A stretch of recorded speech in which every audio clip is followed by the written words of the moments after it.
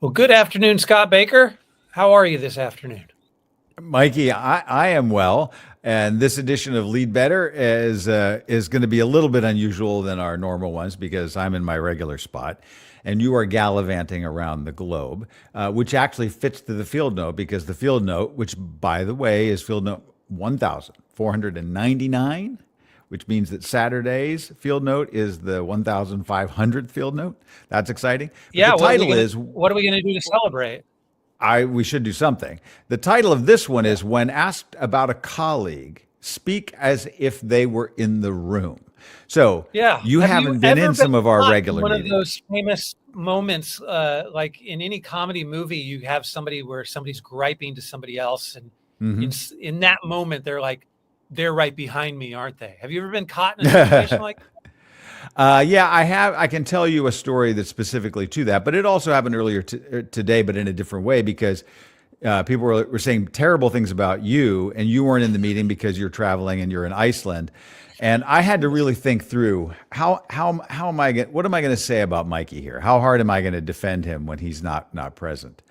So That's nice of you. And it's yeah, good that you're yeah. not saying who it was, that you don't want to throw them under the bus now to kind of reveal who it was who was bad mouthing me. Yeah, yeah. No, it was Taylor definitely who said it. So, and then she was harsh and judgmental and overly so as normal. Yeah, right. No, this is We're exactly. So demonstrating all the bad qualities. in some way, we've dealt with this concept before in a previous field note from Hmm. 2022 entitled "How Not to Throw Colleagues Under the Bus," and Yeah, it kind of yeah, touched on some of these ideas as well, because there are times to speak to that specific field note. There are times where you might actually get like, "Hey, what do you think about this person?" And sometimes in some organizations that could be a setup just to see yeah. whether or not you're going to badmouth that person.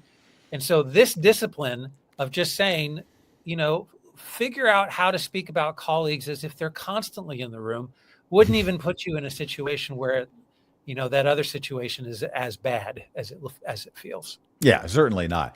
Now, I do like that in this field note. It's we're not breaking any ground here necessarily with this field note of saying you should probably not be speaking badly about people when they're not present.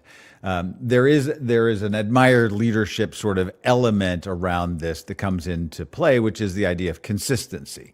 And I'll say that I think I first encountered this idea in the work of Stephen Covey, who I kind of followed pretty carefully back in the late 80s, early 90s, had a chance to spend some time with him back then.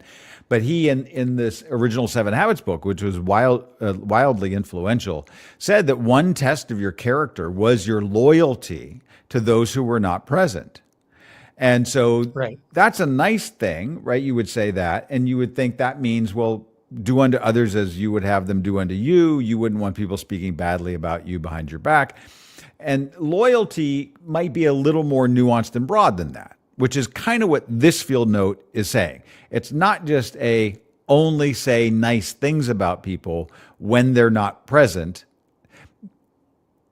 The question here is you can be critical of people.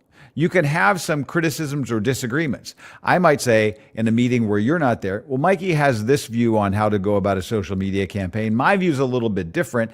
And you know that Mikey and I have debated this. And I'm authentically reflecting. And maybe if I say, obviously my view is correct and someday he'll catch up and agree with me, that if I'm consistent in that way, then it's not a surprise to you. It's not disloyal to you when you're not in the room. It doesn't mean that just because you're not there, I have to be like, Mikey's so nice and we just can't do anything when he's not here, right? That's a little too saccharine. Right. Which means that this is a little bit different than just being having the ability to be candid. Right. Hmm. There's a small difference in this. Like if you're always the same amount of candid, no matter where you are, Hmm. that might help That's you it. along That's the this. consistency. Yeah, but this goes a little bit more, right? Because there are ways that you do speak differently if you know that they're actually in the room, right? If they're in Yes. the room and just out of earshot, you actually have a tendency to talk in a certain way that actually pulls people in. And so there's a weird kind of switch that goes in your brain. And maybe Hmm. I don't know what's the best way to practice this is kind of imagine that they're on speakerphone at all time. Well, it's not bad. Yeah, sorry. Yeah, you're getting a little choked up about all of this. I think that there's the line in the field note that I really like, and maybe we could all contemplate this for a little bit, which is if we're saying that you need to be consistent in the way that you're communicating as a leader, and feel free to mute and come back because I can explain this if you need to. It'll take me a minute to unpack this.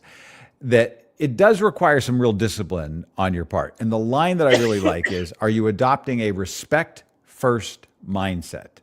And that's not always easy. Now, that doesn't mean that you aren't critical, but you can stay respectful. And so in that context, I think that all leaders, and I think the point of the field note is that even the best leaders have moments where they probably like to take that phrase back. They probably would like to withdraw that phrase in respect or retract it. Can you just minimize that so that you can go for a decade and be like, yeah, I think I've been pretty authentic to who I am, and I don't have many regrets on what I've actually said out loud. Right. Boy, it goes to everything though.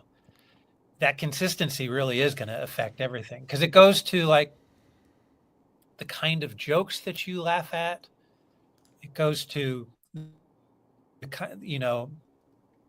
the kind of gray off color comments that you're willing to make or not make, right? It goes to just everything. Have you heard me make a lot of off color comments? No, I wasn't particularly thinking of you when I said that, right? Yeah, right. But that sense of consistency is something that people have an on stage and an off stage. Mm-hmm. And right. we talk about this in our other material, but even when you're talking about like the kinds of conversations that you have, most people like to go through the world as a little bit of like chameleons where they can appeal to all kinds of people in all kinds of different ways. And the way that they end up changing that oftentimes is the way that they talk. So are you actually talking, in some sense, it's like you're talking about yourself differently if you're doing that. It's not just about you're protecting the people that you're talking about. The consistency is going to affect everything about the way that you say and the way that you hold yourself in the world. Yes, right. Well, and this is why even in the introductory module to Admired Leadership that's free for anybody, we'd have this idea about leadership and authenticity and that it's so misused. It's a big word, maybe a little bit less now than it was a few years ago, but people are like, are you an authentic leader? And it was sort of, I think the underlying feeling of that communication was that you needed to be the kind of person that was just so open and vulnerable that we just really saw the real you. And we've always just said, no, the authentic you is how you actually are behaving consistently. And so you actually do want somebody who's being a professional, who's being respectful. And I underline that point in that video that I always like Seth Godin's definition that if you need knee surgery, you don't want your knee surgeon to be so authentic that he's in surgery thinking, do I really want to be a surgeon? When I was a kid, I wanted to be a surfer. I've been a fraud. No, you want a professional that shows up and does their job. And that's the authenticity that you want. So same thing here in terms of how are you communicating about people? You may have some flex in your style for the way that is in a lot of different environments, but there should be a consistency to you that is seen by everybody so that nobody's having to jump around because the leader got up on the wrong side of the bed. Same in conversations, because that's really the issue. And the field note underlines it, which is if you're in a meeting with anybody and they're complaining about somebody, and saying, can you believe that, right? Well, then you start to assume, well, what happens when I'm not here? Right. And I've had conversations with leaders of mine where I've said that, where I've said, well, listen, I've heard some things that you've been saying, and let's talk that out. No, I haven't said that, and I was like, well, actually, I've heard, and one of these conversations, the person was like, well, why are you just believing because you've heard it? I said, because I hear you do it all the time about other people. I hear you all the time in conversation talking about people's flaws and foibles when they're not present. So when I hear somebody say that you're doing that about me, I kind of assume that it's true, right? Sure. Now, that led to a pretty good conversation. right? I don't think that you, and maybe not everybody has the gumption to say that in a moment, because many people try to be sort of averse to creating awkward conversations. I don't particularly mind them. I do think that I can be polite and mannerly and empathetic and esteeming the other person's best interest, but I'm also going to be, pretty clear about the truth. I don't always have to be blunt, Right. but all of that said, that's how I approach it, and I think that's how I define this field note. But I'm not sure if there's a gap there in how you're reading it. No, I mean, I want things to be more and more behavioral all the time, right? And so when there's an opportunity for me to talk negative about somebody, whether it is maybe someone asks my specific opinion in such a way where they're teeing me up to be critical, I think the behavior is always to start positive, which is just true in general feedback anyway, right? Is that you want to be as descriptive and poignant about the positive nature about the things, so that if you do happen to bring up something that is critical, you actually have more credibility in that as well. Yeah. And so getting yourself into a routine where you do that all the time. It's not just the way that you deliver feedback when the person is right there face to face, but even when someone else is talking about this person and wanting to get your candid opinion and trying to draw you out to be as negative as possible, whether they're setting you up or not, you really do want to say, well, let's start with the positive first, and I'll give a couple, and then use a word like concern, right? If I do have any concerns, maybe the one concern that I would have, and then be able to say that, right? And so then the question is, do you really have to be that careful with every time you talk about somebody else? And I think the answer is yes, you should. You should be that thoughtful. You should be that careful. Well, and it's not only just even sharing the concern, you can also do these as questions like you might do with the person in the room. And part of what you just described is a holistic admired leadership approach to any of these conversations, where it's not about beating people up about this, that, or the other. And so using my hypothetical that, like, you're traveling, you weren't in some meetings earlier today, and if I were saying, well, Mikey's always really insightful about how he approaches, getting our content into LinkedIn, and I just don't understand his Instagram strategy. And it makes sense to him, but I'm still a slow learner there. Now, I've shared a disagreement, but I've also made it self-deprecating about maybe what I don't know. I've praised something about your insightfulness around LinkedIn campaigns, and then I can say, I'm not sure, that we have found the perfect rhythm for what we're doing on YouTube. Say I'm just using different social media platforms. We obviously are killing it in Substack, right? So 179 countries, 1,500 posts that all, as of tomorrow that we'll have done. You and I are both clearly geniuses for having advocated, and you were the first one to kind of be like, well, why don't we just do this in Substack? And so I was saying, well, we do need to do a daily newsletter. And so the combination of that. So great. If we're talking about it, I would want to be saying, even if I were trying to kind of work on a project with you, I'd be saying, well, I love this idea, and you were really great about that with the detail that you talked about. I don't get what you were doing here. Explain that to me. And then let's push this into the future about where we're going.